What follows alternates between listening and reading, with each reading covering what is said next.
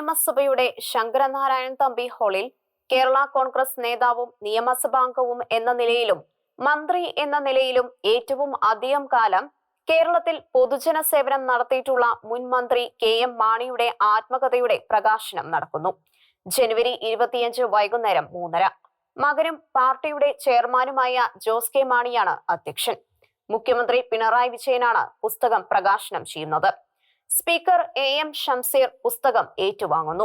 CPIയുടെ സംസ്ഥാന സെക്രട്ടറി ബിനോയ് വിശ്വം, ജനതാദൾ നേതാവ് MV ശ്രേയംസ് കുമാർ എന്നിവർക്കൊപ്പം ലോകായുക്ത സിറിയക് ജോസഫും കാലയവനികയ്ക്കപ്പുറത്തെത്തിയ നല്ല നേതാവിന്റെ പുണ്യസ്മരണകൾ അനുസ്മരിക്കുവാൻ എത്തിയിരുന്നു. കേന്ദ്ര സർക്കാർ സംസ്ഥാനങ്ങളുടെ അധികാര അവകാശങ്ങൾ വല്ലാതെ കവരുന്ന ഇക്കാലത്ത് സംസ്ഥാനങ്ങളുടെ അവകാശങ്ങൾക്കു വേണ്ടി ശക്തമായ വാദമുഖങ്ങൾ ഉന്നയിക്കാൻ അറിയുന്ന മാണിയുടെ സാന്നിധ്യം ഉണ്ടാവണമായിരുന്നു എന്ന് മുഖ്യമന്ത്രി പറഞ്ഞു. സ്വന്തം മുന്നണിയിൽ നിന്നും കുത്തുകൊണ്ട നേതാവായിരുന്നു മാണിയെന്നും മുഖ്യമന്ത്രി പറഞ്ഞു. നിയമലോകത്ത് വ്യാപരിക്കുന്ന സിറിയക് ജോസഫ് തനിക്ക് അറിയാവുന്ന നിയമമന്ത്രിയായിരുന്ന മാണി സാറിനെ കുറിച്ചുള്ള സ്മരണകളാണ് അയവിറക്കിയത്. അന്ന് മാണി കേരളത്തിലെ ധനമന്ത്രി. സിറിയക് ജോസഫ് ഹൈക്കോടതിയിലെ സർക്കാർ അഭിഭാഷകരിൽ ഒരാൾ. തലസ്ഥാനത്ത് കനകക്കുന്ന് കൊട്ടാരത്തിൽ ലീഗൽ എയ്ഡ് സെല്ലിനെ കുറിച്ച് ഒരു സെമിനാർ നടക്കുന്നു. മാണി സാറാണ് അധ്യക്ഷൻ. മദ്രാസിലെ അഡ്വക്കേറ്റ് ജനറൽ ആയിരുന്നു ഉദ്ഘാടകൻ. മാണി സാറും പ്രഗത്ഭനായ ആ നിയമജ്ഞനും ഒരു കാര്യത്തിൽ ശക്തമായി യോജിച്ചു.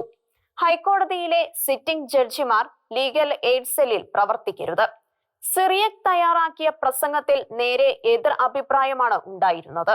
സിറിയക് കേരളത്തിലെ അഡ്വക്കേറ്റ് ജനറലിനോട് പറഞ്ഞു, സാറേ, ഞാൻ മന്ത്രിയും മദ്രാസിലെ AGയും പറഞ്ഞതിന് നേരെ എതിരാണ് പറയാൻ പോകുന്നത്.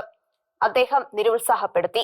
വേണ്ട സിറിയക്, മന്ത്രി പറഞ്ഞ നിലപാടിനെതിരെ സർക്കാർ അഭിഭാഷകൻ പരസ്യമായ നിലപാടെടുക്കുന്നത് ശരിയല്ല. അദ്ദേഹം സ്നേഹബുദ്ധിയ പറഞ്ഞു. എന്നിട്ടും സിറിയക് സ്വന്തം നിലപാട് തന്നെ പ്രസംഗത്തിൽ പറഞ്ഞു. തിരിച്ച് ഹൈക്കോടതിയിലെത്തിയപ്പോൾ കൂട്ടുകാർ പറഞ്ഞു, സിറിയക് 1 മാസത്തിൽ കൂടുതൽ സർക്കാർ പദവിയിൽ ഉണ്ടാവില്ല. മന്ത്രി പറഞ്ഞതിനെതിരെ പരസ്യമായി പറഞ്ഞില്ലേ? 1 മാസം ഞാനും പേടിച്ചാണ് കഴിഞ്ഞത്. ഒന്നും സംഭവിച്ചില്ല.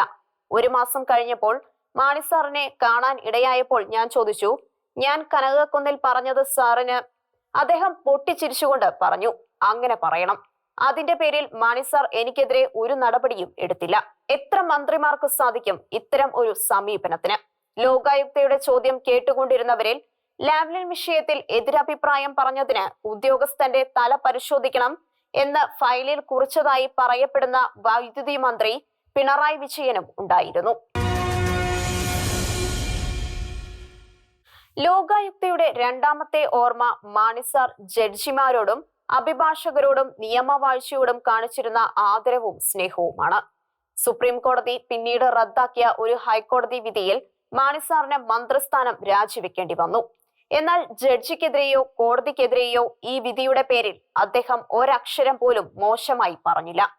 ലോകായുക്ത ഇക്കാര്യം ഓർമ്മിക്കുമ്പോൾ ലാവ്ലിൻ കേസ് CBIയുടെ അന്വേഷണത്തിന് വിട്ട വിധി പ്രഖ്യാപിച്ച ഹൈക്കോടതി ചീഫ് ജസ്റ്റിസിന്റെ കോലം കത്തിച്ചവരെയും അദ്ദേഹത്തെ പ്രതീകാത്മകമായി നാടുകടത്തിയവരെയും കേൾവിക്കാരിൽ പലരും ഓർത്തു. സർക്കാർ അഭിഭാഷകനായിരുന്ന കാലത്തെ പല അനുഭവങ്ങളും അദ്ദേഹം ഓർത്തു. പല കേസുകളുടെയും കാര്യം പറയാൻ മാണി സാർ വിളിച്ചിട്ടുണ്ട്. മിക്കവാറും രാവിലെയാവും വിളിക്കുക. സിറിയയ്ക്ക് എണ്ണ എടുക്കുക എന്ന ആമുഖത്തോടെയാവും തുടക്കം. കോടതിയിൽ പോകുവാൻ ഒരുങ്ങുക സാറേ, ഞാൻ പറയും. കയ്യിൽ കടലാസ് വല്ലതും ഉണ്ടോ? ഇല്ലെങ്കിൽ വേഗം ഒരെണ്ണം എടുക്കൂ. സാർ പറയും. ഉണ്ട് സാർ എന്ന് ഞാൻ പറയുമ്പോൾ അദ്ദേഹം പറയും, എന്നാൽ ഇത് എഴുതിക്കോ. കേസ് നമ്പർ ആവും ആദ്യം പറയുക. അടുത്തത് വാദിയുടെ പേര്, പിന്നെ പ്രതിയുടെ പേര്, 3ാമത് കക്ഷികളുടെ പേര്. അതിൽ ഒരാളെ കുറിച്ചാവും പറയുക. ഇത് ഞാനാണെന്ന് ഓർക്കണം. എനിക്ക് വളരെ വേണ്ടപ്പെട്ട ആളാണ്. സർക്കാരിന്റെ താല്പര്യത്തിന് ദോഷം വരാതെയും ജഡ്ജിക്ക് സിറിയക്കിന്റെ നിലപാടിൽ അതൃപ്തി വരാതെയും എങ്ങനെയെങ്കിലും സഹായിക്കണം. എന്നാൽ ജഡ്ജിയായ ശേഷം അദ്ദേഹം ഒരു കേസിന്റെ കാര്യത്തിലും എന്നെ വിളിച്ച് ഒന്നും പറഞ്ഞിട്ടില്ല. ഇത്രയും പറഞ്ഞ ലോകായുക്ത ഒന്നുകൂടി പറഞ്ഞു, PKV മുതൽ പിണറായി വിജയൻ വരെയുള്ള മിക്കവാറും മുഖ്യമന്ത്രിമാരുടെ കാലത്ത് ഞാൻ ജഡ്ജിയായിരുന്നു. ഇവരാരും ഒരു കേസിന്റെ കാര്യവും പറയാൻ എന്നെ വിളിച്ചിട്ടില്ല. മുഖ്യമന്ത്രിയെ രക്ഷപ്പെടുത്തിയ കുപ്രസിദ്ധമായ ദുരിതാശ്വാസ നിധി കേസിലെ ലോകായുക്തയുടെ വിധിയെക്കുറിച്ച് കേട്ടിരുന്നവരിൽ പലരും ഓർത്തു. സിറിയക് ജോസഫ് ഉപസംഹരിച്ചത് ഒരു സത്യം കൂടി പറഞ്ഞാണ്. ഇന്ന് പലരെക്കുറിച്ചും ഇല്ലാത്തതുപോലും പറഞ്ഞ് പ്രശംസിക്കുവാൻ സംവിധാനമുണ്ട്. മാണിസാറിനെ കുറിച്ച് ഉള്ള നന്മ പോലും പറയേണ്ടവർ പറഞ്ഞില്ല. ലോകായുക്തയുടെ വാക്കുകൾ സാഹൂതം കേട്ടിരുന്ന മുഖ്യമന്ത്രിയും ബിനോയും കുഞ്ഞാലിക്കുട്ടിയും ശ്രേയംസ് കുമാറും പ്രസംഗിക്കുന്നതിന് മുമ്പ് വേദി വിടുകയും ചെയ്തു. സർക്കാർ ചീഫ് വിപ്പ് ഡോക്ടർ ജയരാജും ഒരു കഥ ഓർമ്മിച്ചു. ജയരാജിന്റെ നാടായ വാഴൂരിൽ ഭിന്നശേഷിക്കാരായ 150 കുട്ടികളെ പരിപാലിക്കുന്ന ഒരു കേന്ദ്രമുണ്ട്. ഒരു പള്ളിയുടെ വളപ്പിലാണ് നടത്തുന്നത്. ആ കുട്ടികൾക്ക് കുടിവെള്ളം കിട്ടാൻ ബുദ്ധിമുട്ട്. ഞാൻ MLA ഫണ്ടിൽ നിന്നും പണം അനുവദിച്ചു. പക്ഷേ ധനവകുപ്പ് മുടക്കി. സർക്കാർ ഭൂമിയിലല്ല പണിയുന്നത് എന്നാണ് തടസ്സം. ഞാൻ മാണിസാറിന്റെ സെക്രട്ടറിയെ കണ്ടു. അദ്ദേഹം പറഞ്ഞു, നടക്കുമെന്ന് തോന്നുന്നില്ല. ധനവകുപ്പിൽ നിന്നും 3 പേജ് നോട്ടാണ് തടസ്സം എഴുതിയിരിക്കുന്നത്. ഞാൻ മാണിസാറിനെ കണ്ടു, കാര്യം പറഞ്ഞു. സാറ് ഫയൽ വിളിപ്പിച്ചു. നോട്ട് മുഴുവൻ വായിച്ചു. സാർ തീരുമാനം എഴുതാൻ തുടങ്ങി. 1 പേജോളം വരുന്ന കുറിപ്പ് സാർ എഴുതി. അവസാനം എഴുതി, മന്ത്രി എന്ന നിലയിലുള്ള എന്റെ വിവേചനാധികാരം കൂടി ഉപയോഗിച്ച് ഞാൻ തുക അനുവദിക്കുന്നു. ഇന്ന് അവിടുത്തെ കുഞ്ഞുങ്ങൾക്ക് കുടിവെള്ളം മുട്ടാതെ കിട്ടുന്നത് ആ നോട്ട് കൊണ്ട് കൂടിയാണ്, ജയരാജ് പറഞ്ഞു. ഉത്തരവിട്ട ശേഷം മാണിസാർ ജയരാജിനോട് പറഞ്ഞു, ജയരാജെ, എല്ലാ നിയമവും മനുഷ്യന് വേണ്ടിയാണ്, മനുഷ്യനെ സഹായിക്കാൻ. പലരും ചോദിച്ചു, ഇന്ന് എത്ര പേർക്ക് കഴിയും ഇത്തരം ഒരു കുറിപ്പെഴുതി ജനങ്ങളെ സഹായിക്കുവാൻ? ഇന്ന് നയപ്രഖ്യാപന പ്രസംഗം 1 മിനിറ്റ് കൊണ്ട് ഗവർണർ വായിച്ചത് കണ്ടപ്പോൾ ഞാൻ മാണിസാറിനെ ഓർത്തു, ബിനോയ് വിശ്വം പറഞ്ഞു. മാണിസാർ ഉണ്ടായിരുന്നെങ്കിൽ ഭരണഘടനയും ശക്തർ ആൻഡ് കൗളും എല്ലാം ഉദ്ധരിച്ച് ലോകത്തെ എവിടെയെങ്കിലും ഗവർണർമാർ ഇങ്ങനെ പ്രവർത്തിച്ചിട്ടുണ്ടെങ്കിൽ അതും ചൂണ്ടിക്കാണിച്ച് ഒന്നാന്തരം ഒരു പ്രതികരണം നടത്തുമായിരുന്നു.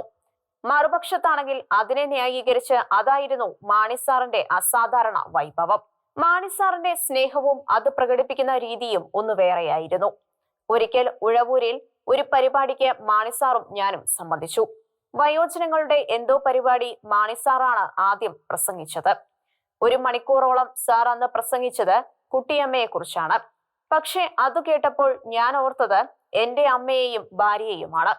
ഓരോരുത്തരും സ്വന്തം അമ്മയെയും ഭാര്യയെയും കുറിച്ച് ഓർക്കത്തക്ക വിധം ഹൃദയസ്പർശിയായി മാണിസാറിന്റെ വാക്കുകൾ. പണ്ട് ദീപിക ഒരു കാര്യം ചെയ്യിക്കുമായിരുന്നു. നിയമസഭാംഗങ്ങളെ കൊണ്ട് നിയമസഭ അവലോകനം എഴുതിക്കുക, തലേന്ന് വിളിച്ചു പറയും. അങ്ങനെ ഒരു ദിവസം എനിക്കും കിട്ടി ആ നിയോഗം. അന്ന് മാണിസാർ, മന്ത്രി, ഞങ്ങൾ 40 പേരാണ് പ്രതിപക്ഷത്ത്. ചോദ്യോത്തരത്തിനായി മാണിസാർ വന്നു. ഞങ്ങൾ പ്രതിപക്ഷത്തെ 3-4 പേർ കൂടി മാണിസാറിനെ ശരിക്കും ചോദ്യം ചെയ്തു. പക്ഷേ എല്ലാറ്റിനും അദ്ദേഹം വളരെ ശാന്തനായി ഒരു പുഞ്ചിരിയോടെ മറുപടി പറഞ്ഞു. അന്ന് നിയമസഭ കാണാൻ ഏതോ ഒരു സ്കൂളിലെ കുട്ടികൾ ഗ്യാലറിയിൽ ഉണ്ടായിരുന്നു. അക്കാര്യം പറഞ്ഞുകൊണ്ടാണ് ഞാൻ അവലോകനം തുടങ്ങിയത്. ഞങ്ങളെക്കുറിച്ച് ആ കുട്ടികൾ എന്ത് കരുതിയിരിക്കും എന്ന് എനിക്കറിയില്ല. പക്ഷെ മാണിസാർ എന്ന കേമനെ അവർ മറക്കാൻ ഇടയില്ല. തന്റെ അച്ഛൻ MV വീരേന്ദ്രകുമാർ പറഞ്ഞേൽപ്പിച്ച ഒരു കാര്യം പറഞ്ഞുകൊണ്ടായിരുന്നു മാതൃഭൂമിയുടെ മാനേജിംഗ് ഡയറക്ടർ MV ശ്രേയംസ് കുമാറിന്റെ തുടക്കം. അന്ന് അച്ഛൻ മാതൃഭൂമിയുടെ ചുമതല ഏറ്റെടുത്തിട്ടേ ഉള്ളൂ. ആ പദവി വഹിച്ചിരുന്ന കൊച്ചച്ഛൻ വളരെ ചെറുപ്പത്തിൽ ഹൃദയാഘാതം വന്ന് തലസ്ഥാനത്ത് വെച്ച് മരിച്ചു. മാതൃഭൂമി 55 ദിവസത്തെ പണിമുടക്ക് നടന്ന് തുറന്നതേ ഉള്ളൂ. തിരുവനന്തപുരം യൂണിറ്റ് തുറക്കുന്ന കാലം മെഷീൻ വന്നു. ഇറക്കാൻ 30 ലക്ഷം രൂപ നികുതി അടയ്ക്കണം.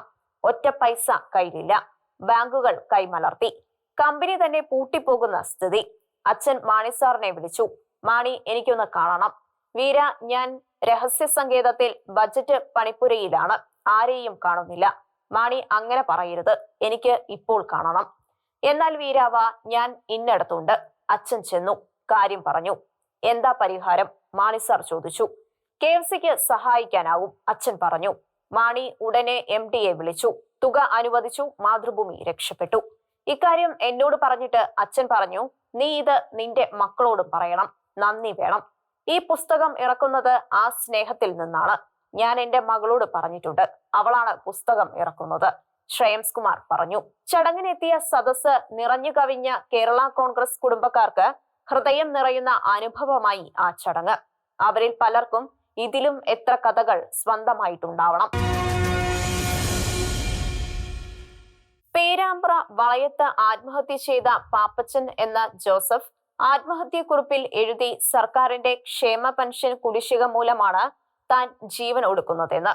മുഖം രക്ഷിക്കുന്നതിന് പാപ്പച്ചൻ ആത്മഹത്യ ചെയ്തതാണെന്ന വാർത്ത കൊടുത്ത പത്രങ്ങൾക്കെതിരെ കേസെടുക്കുന്നതിനാണ് ഇപ്പോൾ സർക്കാർ ആലോചിക്കുന്നത്.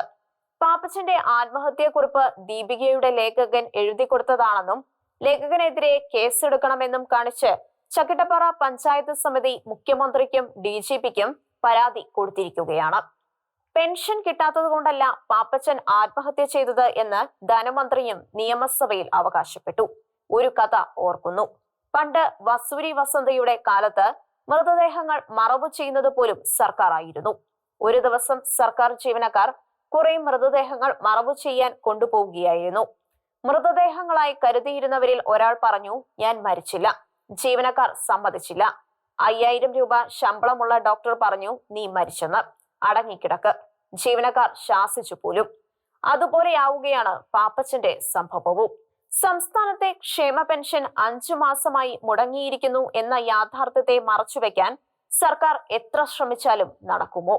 കെട്ടിട നിർമ്മാണ തൊഴിലാളി പെൻഷൻ 9 മാസമായി കുടിശ്ശികയാണെന്നാണ് റിപ്പോർട്ട്. കർഷക പെൻഷൻ മുടങ്ങി. ഇങ്ങനെയാണ് പലയിടത്തും കാര്യങ്ങൾ.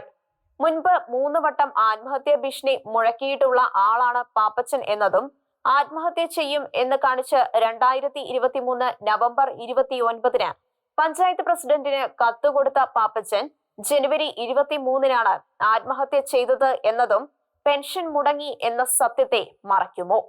സർക്കാരിനെ ന്യായീകരിക്കുന്നതിന് ഡിസംബറിൽ 2 മാസത്തെ പെൻഷൻ കൊടുത്തിരുന്നു എന്ന് ധനമന്ത്രി നിയമസഭയിൽ പറഞ്ഞു. പാപ്പച്ചനും ഭിന്നശേഷിക്കാരിയായ മകൾക്കും കൂടിയല്ലേ 2 മാസത്തെ പെൻഷൻ കൊടുത്തത്? ലവ് ഹോം എന്ന സ്ഥാപനത്തിൽ കഴിയുന്ന മകൾക്ക് കഴിഞ്ഞ 11 മാസമായി 16,000 രൂപ പാപ്പച്ചൻ കൊടുത്തതിന്റെ രസീത് ഉണ്ട്. അതായത് മകൾക്ക് കിട്ടുന്ന പെൻഷൻ അപ്പൻ ഉപയോഗിക്കാതെ അവളെ നോക്കുന്നവർക്കും കൊടുക്കുന്നു.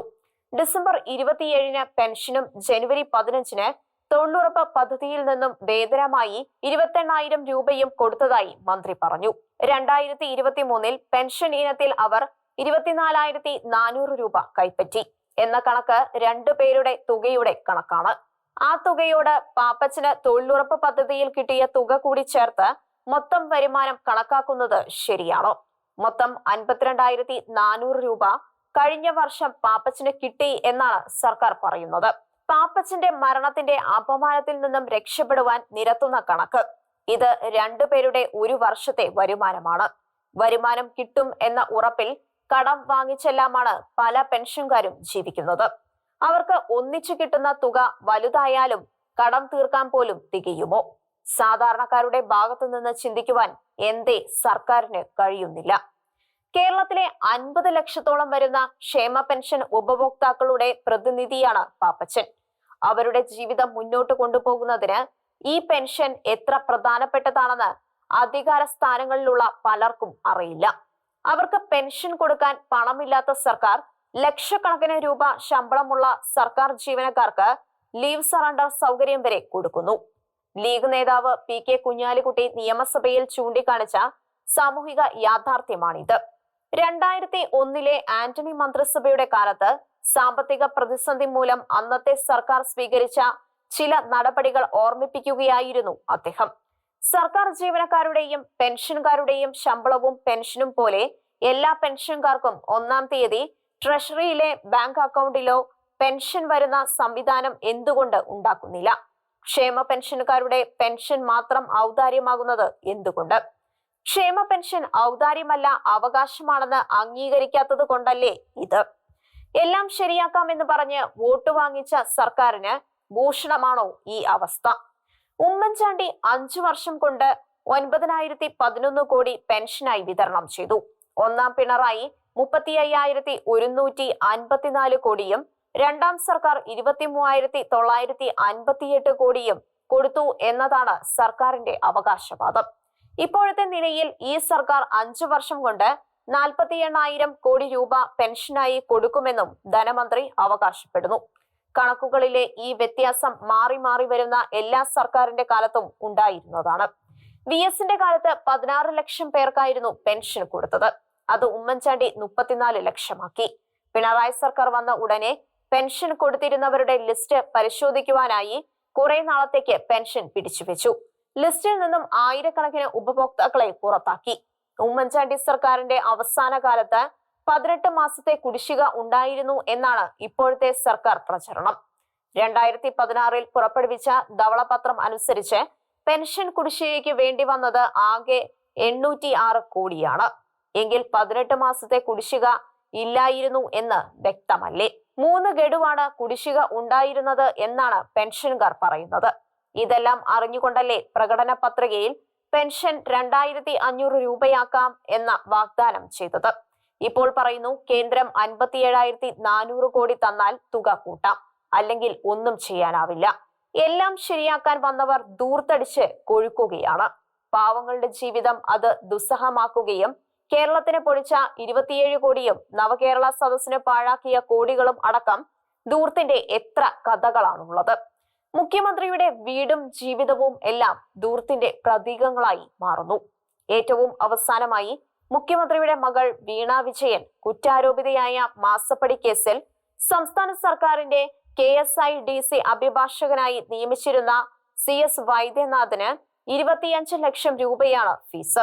മാസപ്പടി നൽകിയ കരിമണൽ കമ്പനിയിൽ 13.4% ഓഹരിയുള്ള KSIDCയുടെ ഈ ഓട്ടം രജിസ്റ്റർ ഓഫ് കമ്പനീസിന്റെ അന്വേഷണ റിപ്പോർട്ടിൽ KSIDC വഴി പ്രത്യക്ഷമായും അല്ലാതെ പരോക്ഷമായും കരിമണൽ കമ്പനിയെ നിയന്ത്രിക്കുന്നത് മുഖ്യമന്ത്രിയാണെന്ന ആരോപണത്തിന് കാമ്പ് കൂട്ടുകയല്ലേ? അയോധ്യ ക്ഷേത്ര കേസിൽ BJPയുടെ അഭിഭാഷകനായിരുന്ന CS വൈദ്യനാഥനെ KSIDC നിയോഗിച്ചതിന് പിന്നിൽ CPM BJP രഹസ്യധാരണയുടെ തുടിപ്പുകൾ കോൺഗ്രസ് നേതാവ് സുധാകരൻ ആരോപിക്കുന്നത് വേറെ കാര്യം. മകളെയും മകളുടെ കമ്പനിയെയും കുറിച്ച് വന്ന ആരോപണങ്ങളെക്കുറിച്ച് മുഖ്യമന്ത്രി പുലർത്തി വന്ന മൗനം അദ്ദേഹം തന്നെ വെടിഞ്ഞു. കേരള നിയമസഭയിൽ ഗവർണറുടെ നന്ദിപ്രമേയ ചർച്ചയ്ക്ക് മറുപടിയായി നടത്തിയ പ്രസംഗത്തിൽ വീണ കമ്പനി തുടങ്ങിയ കഥ അദ്ദേഹം വിവരിച്ചു. അമ്മ റിട്ടയർ ചെയ്തപ്പോൾ കിട്ടിയ ആനുകൂല്യങ്ങൾ ഉപയോഗിച്ചാണ് കമ്പനി തുടങ്ങിയത്. കമ്പനിയെക്കുറിച്ച് അത്രയും പറഞ്ഞ മുഖ്യമന്ത്രി തനിക്കും കുടുംബത്തിനും എതിരെ ഉയർത്തുന്ന ആരോപണങ്ങൾ അടിസ്ഥാനരഹിതമാണെന്ന് വാദിച്ചു. നിങ്ങൾക്ക് ആരോപണങ്ങൾ ഉന്നയിക്കാം, ജനം വിശ്വസിക്കുമോ എന്ന് കേൾക്കാം. പണ്ടെനിക്ക് കൊട്ടാരം പോലുള്ള ഒരു വീടുണ്ടായിരുന്നു എന്നായിരുന്നു ആരോപണം. ഇപ്പോൾ അത് കേൾക്കാനില്ല, അദ്ദേഹം പറഞ്ഞു. ഇപ്പോൾ മകൾക്കെതിരെ തിരിഞ്ഞിരിക്കുകയാണ്, അദ്ദേഹം പറഞ്ഞു. എന്നാൽ കരിമണൽ കമ്പനിയിൽ നിന്നും സേവനം ഒന്നും കൊടുക്കാതെ മകൾക്ക് കിട്ടിയ 1.72 കോടി രൂപ സംബന്ധിച്ച് അദ്ദേഹം ഒന്നും പറഞ്ഞില്ല. ആദായ നികുതി സെറ്റിൽമെന്റ് ബോർഡ് കണ്ടെത്തിയ വിവരങ്ങൾ വ്യാജമാണെന്നോ അദ്ദേഹം പറഞ്ഞില്ല. മുഖ്യമന്ത്രി ഈ ന്യായവാദം നടത്തിയ അന്ന് വീണയുടെ കമ്പനി എക്സാലോജിക്കിനെതിരായ സാമ്പത്തിക കേസ് കേന്ദ്ര സർക്കാർ സീരിയസ് ഫ്രോഡ് ഇൻവെസ്റ്റിഗേഷൻ ഓഫീസിന് കൈമാറിയതായി വാർത്ത പരന്നു. 1.72 കോടി രൂപയുടെ ഇടപാട് ഇന്ത്യയിൽ ഇത്ര സുപ്രധാനമാകുന്നത് വീണ മുഖ്യമന്ത്രിയുടെ മകളായതുകൊണ്ട് മാത്രമാണെന്ന് ആർക്കാണ് അറിയാത്തത്? 6 അംഗ സംഘമാണ് അന്വേഷണം നടത്തുക. 8 മാസമാണ് കാലാവധി.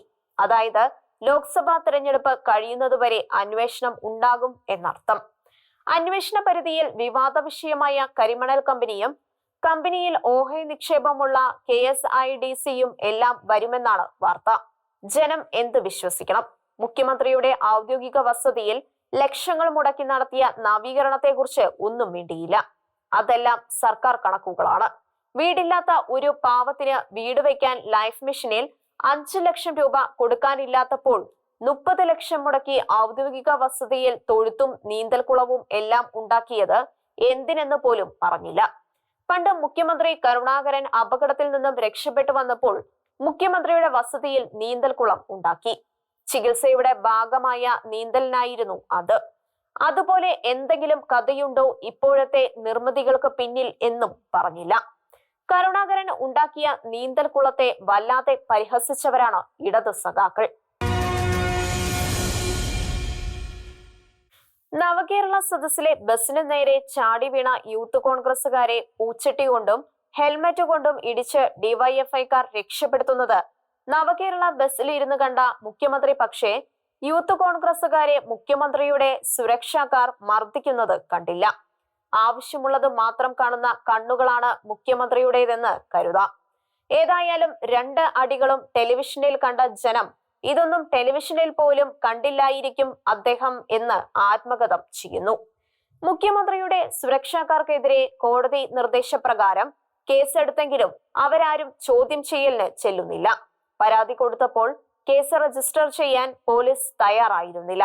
അതുകൊണ്ടാണ് കോടതിക്ക് പറയേണ്ടി വന്നത്. Gunman Anilkumar, security officer Sandeep എന്നിവരാണ് ചോദ്യം ചെയ്യാൻ വിളിച്ചത്. ഔദ്യോഗിക ജോലികൾ കാരണമാണത്രേ പോകാതിരുന്നത്. ക്രിമിനൽ കേസിലെ എല്ലാം പ്രതികൾക്ക് ഇത്രയും സംരക്ഷണം ഉണ്ടോ എന്നാണ് ജനത്തിന് സംശയം. പൊതുമരാമത്ത് വകുപ്പ് മന്ത്രി റിയാസിനെതിരെ പേടിവിട്ട് പാർട്ടിയിൽ വിമർശനം ഉയരുന്നത് പുതിയ സൂചനയാണ്.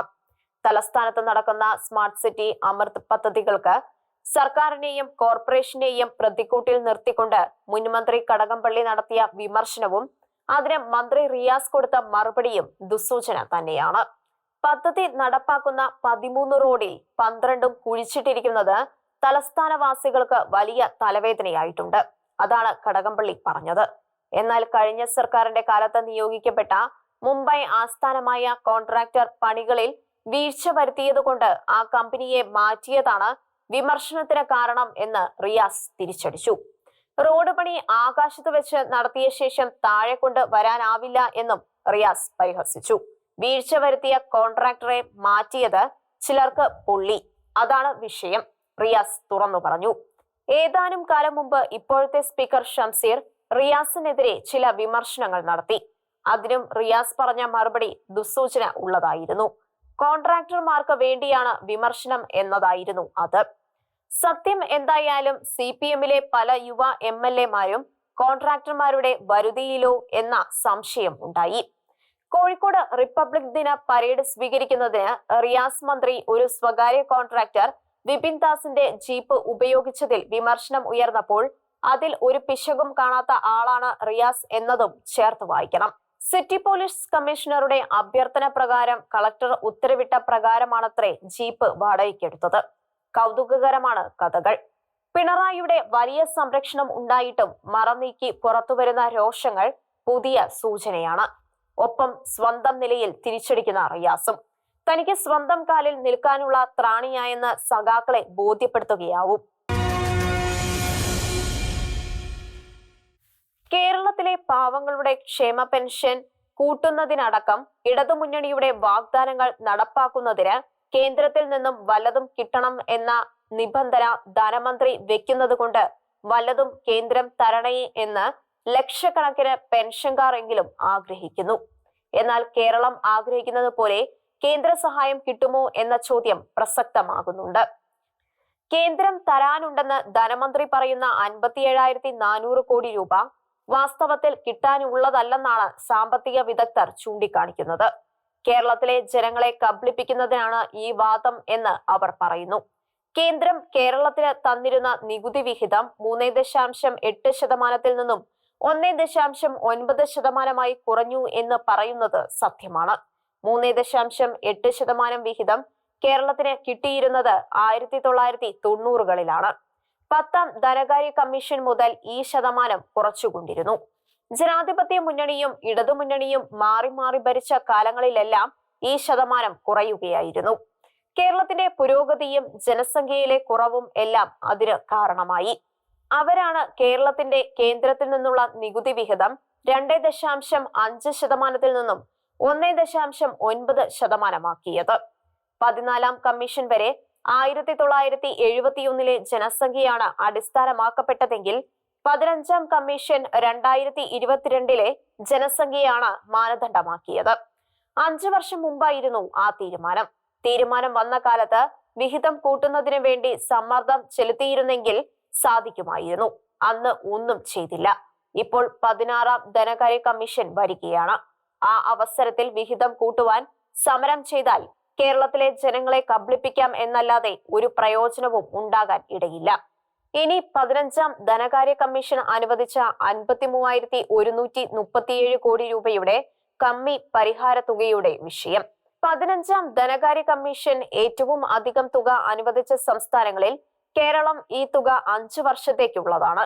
5 വർഷം ഗഡുക്കളായി വാങ്ങിച്ചിരുന്നു എങ്കിൽ ഇന്നത്തെ ബുദ്ധിമുട്ട് ഉണ്ടാവില്ലായിരുന്നു. കഴിഞ്ഞ വർഷങ്ങളിൽ പല കാരണങ്ങൾ പറഞ്ഞ് കേരളം കൂടുതൽ വിഹിതം വാങ്ങി.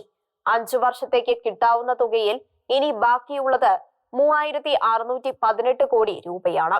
2023 ജൂലൈ 12-ന് കേരളത്തിലെ ധനമന്ത്രി കേന്ദ്രമന്ത്രിക്ക് അയച്ച കത്തിൽ ചൂണ്ടിക്കാണിച്ചിട്ടുള്ള തുക ഇത്രയുമാണ്. ഈ തുകയാണ് കിട്ടാൻ അർഹതയുള്ളത്. ബാക്കിയെല്ലാം ആഗ്രഹങ്ങളാണ്. കേന്ദ്രം ഔദാര്യം കാണിച്ചാൽ കിട്ടാം, നിയമപരമായി കിട്ടില്ല. 5 വർഷം മുമ്പ് GST സംബന്ധിച്ച അന്തിമ ധാരണ കേന്ദ്രവും സംസ്ഥാനങ്ങളും തമ്മിൽ ഉണ്ടാക്കുമ്പോൾ പിണറായി സർക്കാരിന്റെ ധനമന്ത്രി തോമസ് ഐസക് സമ്മതിച്ച തുകയാണ് 5 വർഷം കൊണ്ട് 12,000 കോടിയുടെ നഷ്ടപരിഹാരം. ആ കാലം കഴിഞ്ഞാൽ പിന്നെ കിട്ടില്ല. അതിന് കേരളം സമ്മതിച്ചതാണ്. എന്നാൽ ഈ ഇനത്തിൽ കേരളത്തിന് 25,000 കോടിയുടെ നഷ്ടമുണ്ടായിട്ടുണ്ട് എന്ന് ഒരു കണക്കും ഉണ്ട്. വായ്പാ പരിധി സംബന്ധിച്ചും ഇത് തന്നെയാണ് സ്ഥിതി. കേരളം സമ്മതിച്ച കണക്കുകൾ വെച്ചുള്ള വിഹിതമാണ് ഇപ്പോൾ കിട്ടുന്നത്.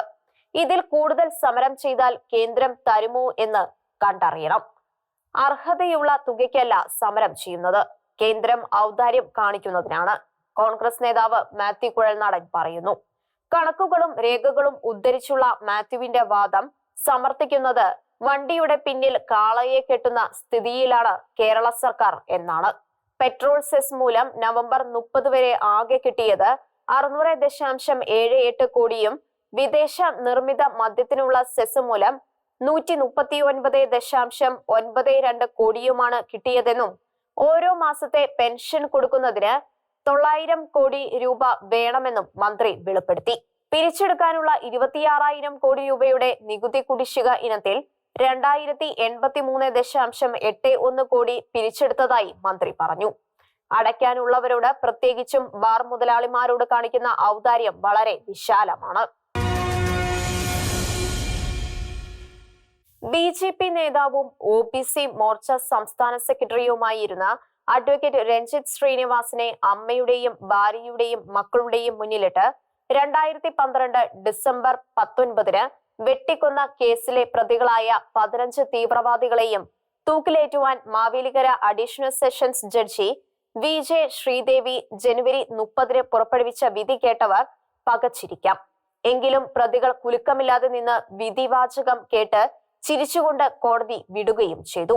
5ാം പ്രതി കോടതിയിൽ ചിരിക്കുന്നത് കണ്ടപ്പോൾ കൊല നടത്താൻ വീട്ടിലെത്തിയപ്പോൾ നോക്കി ചിരിച്ചതായി ഓർമ്മയിൽ വന്നെന്ന് രഞ്ജിത്തിന്റെ ഭാര്യ ലിഷ പറഞ്ഞു. ശത്രുക്കളുടെ ലിസ്റ്റ് തയ്യാറാക്കി കൊല്ലുന്ന തീവ്രവാദികൾക്ക് ഇതൊരു മുന്നറിയിപ്പ് തന്നെയാണ്. അത്തരമൊരു ഗൂഢാലോചനയിലൂടെയാണ് രഞ്ജിത്ത് കൊല്ലപ്പെട്ടത് എന്ന് സംശയാതീതമായി തെളിയിച്ചതിലൂടെ ഈ കേസ് പോപ്പുലർ ഫ്രണ്ടിനെ കുറിച്ച് ദേശീയ സുരക്ഷാ ഏജൻസി പുറത്തുവിട്ട നിഗ്രഹ കഥകൾ സത്യമാണെന്ന് കൂടി അടിവരയിടുന്നു. അക്രമം നടത്തിയവരെയും അതിന് കാവൽ നിന്നവരെയും ആസൂത്രകരെയും കോടതി ഒന്നുപോലെ കുറ്റക്കാരായി കണ്ടു. അമ്മയുടെ മുന്നിലിട്ട് മകനെ വെട്ടിക്കൊന്നവർക്ക് ഒരു മാപ്പിനും അർഹതയില്ലെന്നും വിധിച്ചു. എല്ലാ ശിക്ഷയുടെയും ലക്ഷ്യം കുറ്റവാളികളെ നല്ലവനാക്കുന്നതിനും മറ്റുള്ളവർക്ക് അത്തരം പ്രവൃത്തികളിൽ ഏർപ്പെടുന്നതിന് ഭയം ഉളവാക്കുകയുമാണ്. ഇതിൽ രണ്ടാമത്തെ ലക്ഷ്യം നേടുന്നതിന് ഈ വിധി നല്ല മരുന്നായേക്കാമെങ്കിലും കുറ്റവാളികളെ കൊല്ലുന്നതിനുള്ള വിധി അയാളെ തിരുത്തുന്നതിന് ഒരു തരത്തിലും സഹായകമാവില്ലെന്ന സത്യവും ഉണ്ട്. അത്തരം വിഷയങ്ങളെല്ലാം ഉന്നത കോടതികളിൽ പരിഗണനാ വിഷയമാവും. ഈ കൊലപാതകത്തിന് മുന്നോടിയായി ആലപ്പുഴയിൽ നടന്ന 2 കൊലപാതകങ്ങൾ സംബന്ധിച്ച കേസുകൾ എങ്ങും എത്തിയിട്ടില്ല. 2021 ഫെബ്രുവരി വയലാർ സ്വദേശി RSS നേതാവ് നന്ദു കൃഷ്ണയെ SDPIക്കാർ കൊന്നതായിരുന്നു ആദ്യത്തെ സംഭവം. അതിന് തിരിച്ചടി ഉണ്ടാകുമെന്നും തിരിച്ചടിച്ചാൽ കൊല്ലേണ്ടത് ആരെ എന്ന് മുൻകൂട്ടി ലിസ്റ്റ് തയ്യാറാക്കി വെച്ചിരുന്നതായും രഞ്ജിത്ത് വധക്കേസിൽ പ്രോസിക്യൂഷൻ ചൂണ്ടിക്കാട്ടി. അവർ കരുതിയതുപോലെ സംഭവിച്ചു. 2021 ഡിസംബർ 18-ന് SDPI നേതാവ് KS ഷാൻ കൊല്ലപ്പെട്ടു. പിറ്റേന്ന് ലിസ്റ്റിലെ 1-ാം നമ്പറുകാരനായ രഞ്ജിത്തും. മുസ്ലിം തീവ്രവാദ സംഘടനയായ സിമിയുടെ വിലക്ക് 5 വർഷത്തേക്ക് കൂടി കോടതി നീട്ടിയതിൽ സമാധാനകാംക്ഷികൾ ആഹ്ലാദിക്കുന്നു. ഷിലോഹിന്റെ കാഴ്ചകൾ ഇനി അടുത്ത ആഴ്ച.